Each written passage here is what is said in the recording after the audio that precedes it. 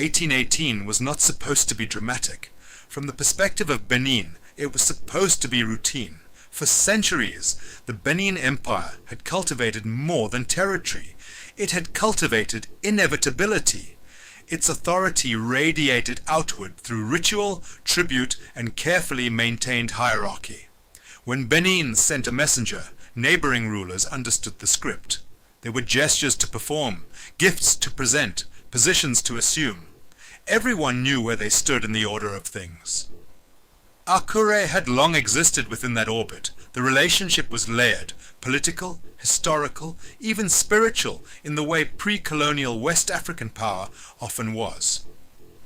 Tribute was not simply economic payment, it was acknowledgement. It was alignment with the sacred center embodied in the Oba of Benin.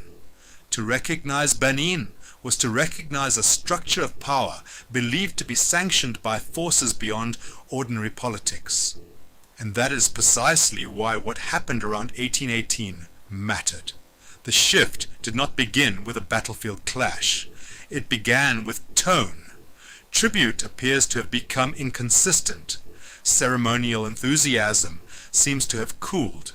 When a royal envoy from Benin arrived expecting the full weight of ritual reception, something about the exchange did not reaffirm subordination as clearly as it once had. We do not have detailed written records of the exact gestures made or omitted. What we have are oral traditions and later reconstructions that suggest one central truth. Benin interpreted Akure's posture as defiance. In a political culture where symbolism carried enormous weight, even slight deviations could signal something larger. If tribute was irregular and ceremonial acknowledgement less emphatic, the message could be read as this: Akure was recalculating its position. Empires can tolerate logistical delays. What they struggle to tolerate is uncertainty about hierarchy.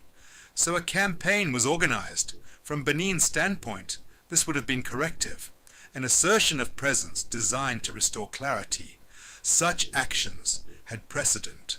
Demonstrations of force were often enough to reinforce authority along frontier zones. The expectation may well have been that a visible show of imperial strength would re-establish the familiar balance. But the broader regional context had changed in ways that made 1818 different from earlier centuries. To the north, the Oyo Empire was experiencing instability. Across large parts of West Africa, the Fulani jihads were restructuring political landscapes. Trade networks were in flux, and firearms were more widely available than in previous generations. Warriors moved between zones of conflict, carrying tactical experience with them. The forest corridor between what is now Edo and Ondo was not isolated from these currents. Akure existed within this evolving environment. Yoruba military organization often emphasized mobility, decentralized command, and intimate knowledge of terrain. In dense forest regions, these qualities could neutralize some of the advantages of larger, more ceremonially structured forces. What appears to have unfolded was not a spectacular, decisive annihilation of one side by the other. Instead, the confrontation seems to have resisted quick resolution. Rather than immediate submission, there was resistance sufficient to prevent the campaign from becoming a simple reaffirmation of dominance. That distinction is crucial. Benin did not collapse. There is no evidence of the capital falling or of the Oba losing the throne as a direct result of this conflict. The empire remained a significant power. However, power in pre-colonial West Africa was sustained not only by military capability, but by perception. The belief that resistance was futile did much of the work before battles were even fought. If Akure resisted and was decisively crushed, the myth of inevitability would have been reinforced. If Akure resisted and endured, even without achieving overwhelming victory, the psychological landscape would have shifted. The available traditions suggest endurance. Akure was not erased. Its political trajectory continued. Benin's Western authority did not vanish, but it appears to have become more negotiated over time. Frontier relationships grew more conditional.